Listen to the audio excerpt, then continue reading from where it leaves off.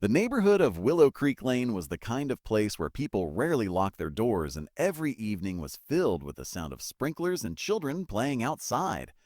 It was a peaceful community, the sort of place where nothing bad was supposed to happen. That's why the silence surrounding the house at the very end of the street stood out so sharply. It belonged to the Alder family, who had moved in 3 years earlier and quickly become a familiar sight. The father was often seen mowing the lawn with a friendly wave to passersby, while the mother tended to the colorful flowers that decorated the front yard. Their 2 children were lively and cheerful, riding their bikes up and down the sidewalk, calling out to the other kids. But then, almost without warning, that cheerful routine vanished. At first, the change seemed minor. A neighbor noticed the mail stacking up in the box. Another noticed that the family's car, a silver minivan, hadn't left the driveway for several days. The lights in the house, once glowing warmly in the evenings, were now always dark. Some chalked it up to a vacation, but that explanation began to crumble when weeks passed and the family never returned.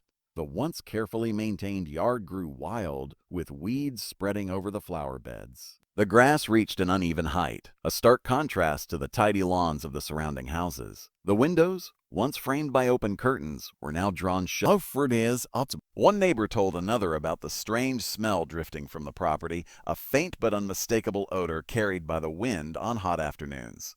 Another mentioned hearing odd noises at night, soft thuds, or the creak of something heavy shifting inside. There was always an excuse, always a reason not to call anyone. After all, what if the family simply wanted privacy? No one wanted to appear nosy. The turning point came when a relative of the Alders drove in from out of town. She had been calling for days with no answer and grew worried enough to make the trip herself. When she arrived, she found the house just as the neighbors had described: silent, unwelcoming, and locked tight. She knocked on the door, waited, and tried again, each time growing more desperate. Finally, she pressed her face to the front window, hoping for a glimpse of movement, but saw only the outlines of furniture sitting in still darkness. What unsettled her most was the smell. It wasn't overpowering, but it was wrong, something sour and heavy that clung to the air. Shaken, she contacted the police, explaining that something was terribly wrong. By then, the neighbors had gathered on the sidewalk, relieved that someone had finally acted. They watched as the first patrol car rolled slowly down the lane and stopped in front of the Alder house. The sight of uniformed officers stepping out sent a ripple of nervous energy through the street. The quiet mystery that had lingered for weeks was finally being addressed, though no one could have imagined just how far it would go or how deeply it would scar those who dared to step inside. The officers approached the Alder house with caution, their footsteps crunching softly against the overgrown grass. To the casual eye, it looked like any other suburban home, but the closer they came, the more they sensed an unnatural stillness hanging over the place. One officer knocked firmly on the door, calling out, but the sound was swallowed by silence. No footsteps came from inside, no voice answered back. After several attempts, they circled around the property, checking each window, and that was when the first unsettling detail revealed itself. Through the thin gap of a curtain, they saw a dining table set for 4. Plates, glasses, and utensils were arranged neatly, but a layer of dust suggested they had not been touched in days, maybe weeks. The food that sat on the plates was spoiled, hardened with age, as if a meal had been prepared and abandoned without warning. With no response and mounting suspicion, the decision was made to force entry. The door gave way with a dull crack, releasing a stale rush of air that made the officers recoil. The interior was suffocating. The house was dim, the air thick with a foul stench that clung to their clothes and burned the back of their throats. They flicked on their flashlights, beams cutting through the shadows, revealing dust floating in the stagnant air. The living room looked frozen in time. A television remote lay on the armrest of a couch. A child's toy rested mid-play on the carpet, and a pair of shoes sat neatly near the door. Yet everything carried a layer of neglect, as if no hand had touched it in weeks. The deeper they moved, the more the silence pressed in. In the kitchen, dishes filled the sink, water at the bottom dark and slimy. A glass lay shattered on the floor, tiny shards glittering beneath the flashlight beams. The refrigerator hummed weakly, its door ajar, revealing spoiled milk and rotting vegetables. The officers exchanged uneasy glances, their instincts telling them this was more than a missing persons call. Something was deeply wrong here. Upstairs, the atmosphere grew even heavier. The hallway carpet bore faint stains, darker patches that trailed toward the bedrooms. One room appeared almost untouched, a child's space with posters on the walls and stuffed animals neatly arranged on a bed. But the closet door hung slightly open, and when an officer shone his light inside, he saw clothing shoved hastily to the floor, as if someone had been searching or hiding. Another room revealed a clock stopped at 11:47, its second hand frozen, its ticking silenced. An unfinished puzzle lay scattered across the floor, the pieces gathering dust. The entire upstairs felt as though life had been suddenly interrupted, left hanging in suspension. The odor grew stronger as they explored further, now mixed with something metallic that made the stomach churn. With every step, the sense of dread deepened. The Alder home was not just abandoned, it was holding secrets. Somewhere in its walls, something waited to be uncovered. What the officers did not yet realize was that the strangest part of the house remained hidden, concealed behind what seemed like ordinary walls. They had only scratched the surface of what would soon become the worst discovery of their lives.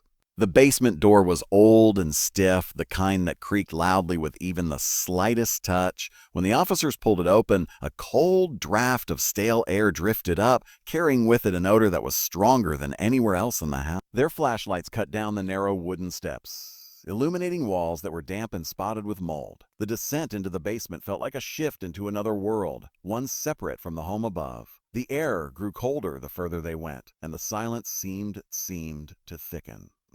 At the bottom, they found the usual storage items, boxes stacked high, holiday decorations covered in dust, and old furniture pushed to the corners. At first glance, it seemed like any other basement, but something about it didn't feel right. One officer noticed the uneven placement of a shelving unit along the far wall. It stood awkwardly, as though it had been dragged just slightly out of alignment. When they approached, the beam of the flashlight revealed scrape marks across the concrete floor, thin white lines showing that the shelf had been moved more than once. The officers exchanged a look, their instincts sharpening. With a hard pull, they dragged the shelf aside, revealing what no one expected to find. Behind it was a door smaller than the others in the house, with a lock that looked much newer than its frame. Breaking it open was not easy, but once they did, a narrow passage revealed itself. The walls were unfinished, raw concrete etched with strange scratches and markings that stretched along the surface like claw marks. The passage led into a small room no bigger than a storage closet, yet every inch of it carried a chilling weight. The walls were plastered with photographs of the Alder family, pinned in crooked lines. Some pictures were of the family outside in their yard, others from the street, and some were taken through the windows of their own home. Whoever had taken them had been watching closely, documenting every detail of their daily lives. The center of the room contained a single wooden chair facing a dusty television screen. A stack of videotapes was piled neatly beside it, labeled with dates in black marker.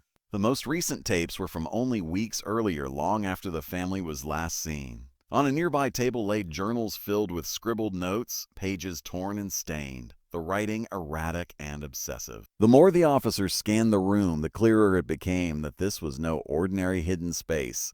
It was a carefully constructed place of surveillance, a shrine to the very people who had vanished from the house. Every corner carried evidence of someone who had spent long stretches of time in this hidden room, unseen by the outside world. There was an empty food wrapper tucked into one corner, a discarded water bottle near the chair, and a blanket rolled up against the wall. Someone had been living here, watching the Alder family from within their own home. The idea settled in like ice. This had not been an outside threat breaking in from the world beyond. It had come from inside, close and calculated. What had begun as a simple search for missing people was turning into a descent into something far darker. The true horror, however, still waited behind another locked door they had yet to open. The second locked door stood at the far end of the basement, its surface scarred with deep scratches that looked as though someone had clawed at it in desperation. Unlike the hidden room behind the shelf, this door had a heavy iron bolt across it, the kind rarely found in ordinary homes. The smell that leaked from its edges was overwhelming, a rancid mixture of rot and metal that made the officers hesitate. Their training told them what they were about to see would not be easy to face, but nothing could have prepared them for what lay inside. With a final heave, the bolt gave way, and the door creaked open. The beam of their flashlights fell upon a room colder than the rest of the basement, as though the very air had been drained of life. Against the back wall, 4 figures lay arranged on narrow cots.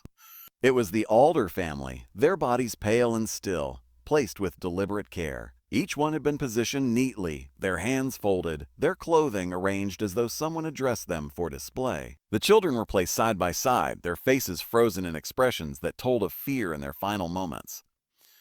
The parents lay opposite them, a cruel symmetry that made the scene feel like some twisted tableau. The officers froze, their minds struggling to process the reality before them.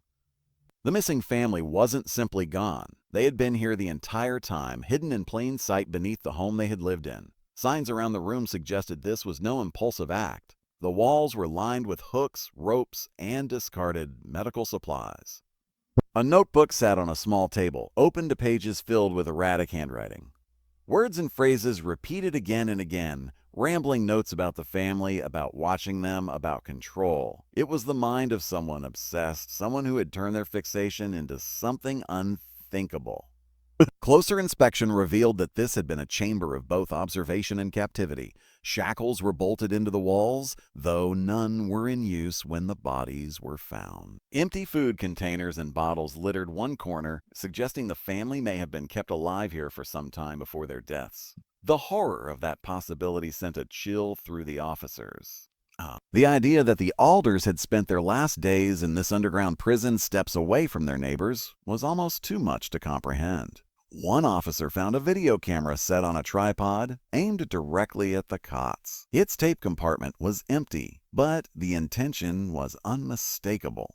Someone had wanted to record what took place in this room. The sense of intrusion was unbearable. This wasn't just a murder scene, it was a carefully orchestrated nightmare. Whoever had done this hadn't acted out of rage, but out of something far darker, an obsession that had consumed both the family and the home itself. As the officers backed out of the chamber, the full weight of their discovery settled over them. This was no longer just a missing persons case.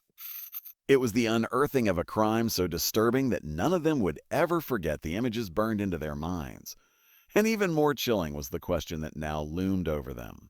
Where was the person who had created this horror? The chamber told part of the story, but the most terrifying piece was still missing, the one who had built it. Forensics teams poured into the Alder house, filling the once silent rooms with the hum of equipment, the snapping of photographs, and the low murmur of voices.